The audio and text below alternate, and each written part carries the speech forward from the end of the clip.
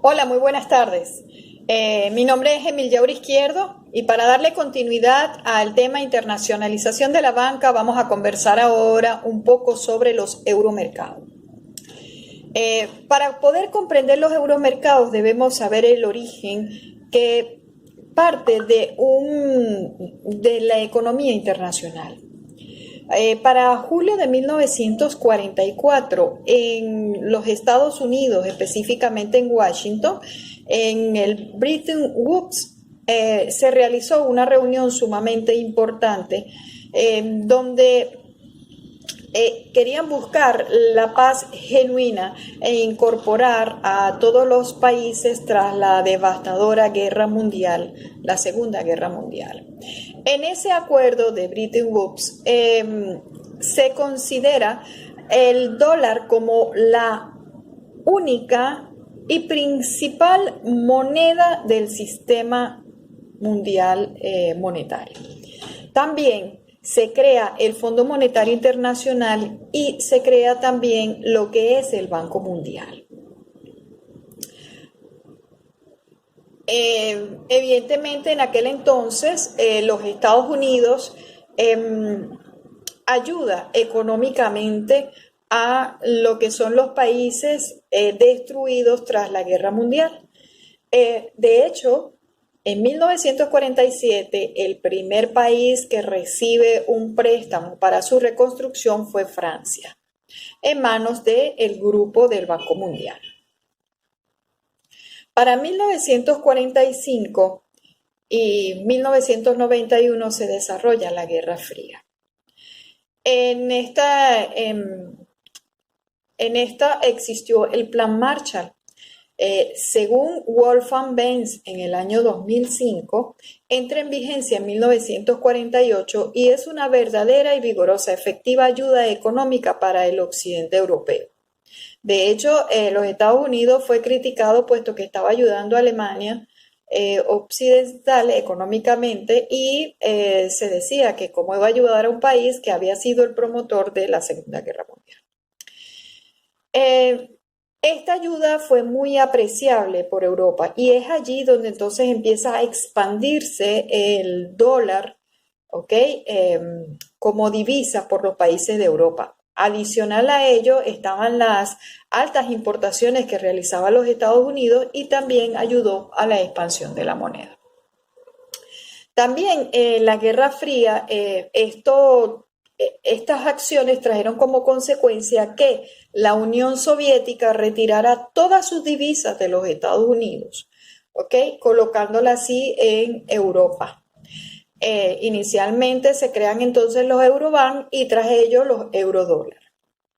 En los Estados Unidos, por su lado, también hace una serie de cambios a nivel de ley de bancos, lo que también trajo como consecuencia la salida de hecho, su balanza de pagos estaba deficitaria y ellos, para mejorar esa balanza de pago, generan una serie de acciones impositivas que hacen que los bancos, por ejemplo, en aquel entonces los Estados Unidos separa los bancos de depósito de los bancos de inversión, lo que hace que los pequeños bancos empezaran a salir de los Estados Unidos posicionándose en Londres, lo que hace que entonces Londres empieza a crecer vertiginosamente en lo que eran las inversiones financieras. También, posteriormente, los Estados Unidos realiza también otras acciones impositivas y es para los años 1950 crea un impuesto del 15% de interés sobre los préstamos. Esto hace que muchos inversionistas extranjeros con el entusiasmo de crecer no invirtieran o no solicitaran, no se apalancaran con préstamos en los Estados Unidos, puesto que su tasa era muy alta y por lo tanto entonces empiezan a emigrar a los mercados de Europa. Otro de las situaciones que también hicieron que los euromercados comenzaran a posicionarse y a crecer fue el hecho de que en 1970 se genera una crisis energética mundial en donde los países exportadores de petróleo crecen vertiginosamente, tienen mucho dinero y existía la necesidad por parte de los países europeos de crecer y desarrollar sus transnacionales. Entonces allí se genera también un desarrollo, por un lado, de la necesidad de estos inversionistas extranjeros y también de estas personas que venían a tener un crecimiento vertiginoso dada la crisis energética y comienzan a colocar también sus divisas en el mercado europeo.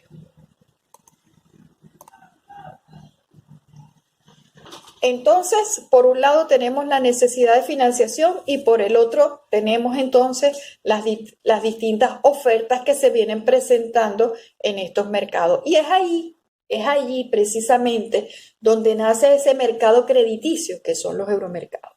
Ese es donde se negocian la necesidad de eurobonos y la necesidad de eurodivisas. ¿Y qué son las eurodivisas? Se refiere a aquella moneda, ¿ok?, convertible que se utiliza en un país distinto al país de origen o al de curso legal. Esto quiere decir que la moneda utilizada no se puede utilizar para realizar compras normales, ¿ok? Entonces, allí empieza una de las características principales de los euromercados. Otra de las características también principales es que existe la posibilidad de la no regulación impositiva, lo que permite que muchos bancos puedan ofertar una rentabilidad muchísimo más atractiva.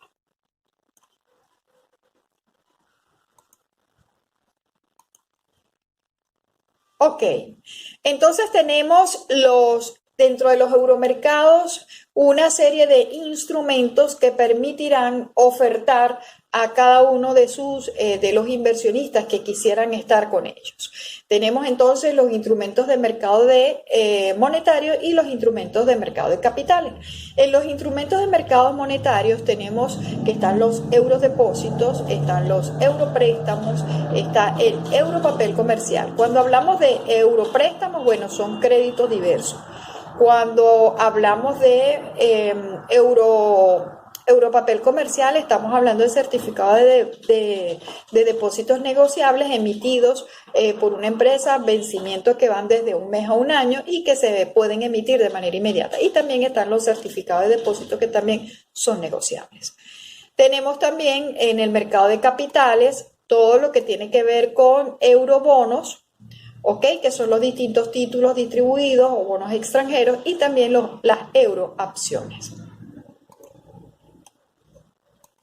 Ahondando un poquito más sobre otra de las características que se puede decir, claro, eso lo vamos a concluir más adelante, pero también en las indagaciones es el hecho de que los euromercados son muy innovadores. ¿Okay? Actualmente tienen una serie de instrumentos y una serie de atractivos que hacen que el inversionista quiera estar con ellos. Los euromercados, como ya bien lo dijimos, es un mercado crediticio para los no residentes que depositan sus eurodivisas y tienen grandes ventajas fiscales. Entre las ventajas fiscales o entre las ventajas que tienen los inversionistas en los euromercados tenemos que se utiliza el LIBOR. El LIBOR es una tasa bancaria que se basa en distintos tipos de interés que utilizan los bancos británicos. El LIBOR sigue siendo ampliamente utilizado, es una de las situaciones relevantes y utilizado internacionalmente para el cálculo de los swap y de otros productos financieros complejos. También existe el Revolving Credit Facility. Esto es un servicio de préstamo rotativo. Esta forma de crédito emitido por una institución financiera que permite que el prestatario tenga la capacidad de retirar, de pagar, de retirar y de pagar nuevamente. Esta es la relevancia que tiene este instrumento, pues permite la facilidad del prestatario de poder pagar su crédito y volver a solicitar otro de manera inmediata o tomarlo de manera inmediata. También existe el loan syndication.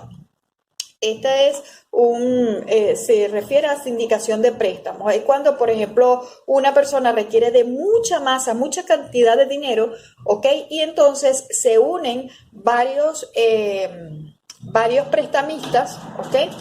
Varios prestamistas y se agrupan y otorgan la cantidad de dinero. También existe el SWIP. El SWIP, bueno, es una sociedad cooperativa que está en Belga y ella es la pionera en realizar la ejecución de transacciones financieras y de pagos entre bancos del mundo. De hecho, estuve leyendo algo bien interesante sobre las personas que emigran y de pronto quieren transferir cantidades a otras personas. También este banco o este tipo de instrumentos de servicios está relacionado con ello. También están los eurobonos. Los eurobonos, que se refiere al instrumento de deuda denominado en una moneda distinta a la local. ¿Ok? Dentro de su relevancia, ayuda a las organizaciones a obtener un capital mientras tienen flexibilidad para emitirlo en otra moneda. Existen, por ejemplo, los floating rate, que son los pagarés de tasa flotante, ¿ok? Que son bonos que tienen un cupón variable. También están los cero cupón, que son los bonos que tienen cero, que no se cobra interés periódico durante un periodo de vida. ¿Ok? También están los Euroclear. ¿Ok? Los Euroclear es una empresa de servicios su sede está en Bélgica y es especializada en la liquidación de transacciones de valores, así como la custodia de activos. También están los Derivative Markets. El Derivative Market, como su palabra lo indica, son mercados de derivados y es el espacio donde se intercambian contratos de instrumentos o derivados financieros. Existen dos tipos de comercio, están los negociados en la bolsa y los extrabursátiles. Por ejemplo, están los contratos por diferencias o CFD, están los contratos futuros y las opciones financieras warrant o turbos. También están los riesgos de cambio. ¿Okay? Los riesgos de cambio, este riesgo, bueno, surge a raíz de las diferencias cambiarias cuando existen los instrumentos financieros que se cotizan en moneda y que no es la moneda de referencia al cliente. Finalmente tenemos entonces las características de los euromercados para tener una visión general de su importancia, de su relevancia dentro del mercado. Y es que, bueno, una de las principales características es que está fuera del alcance de los bancos centrales. Aquí ningún estado va a poder poner las manos dentro de estos euromercados, puesto que no tienen cabida. También están las ventajas fiscales, ¿ok? Mientras, si bien es cierto, como bien lo dijo mi compañero Ángel,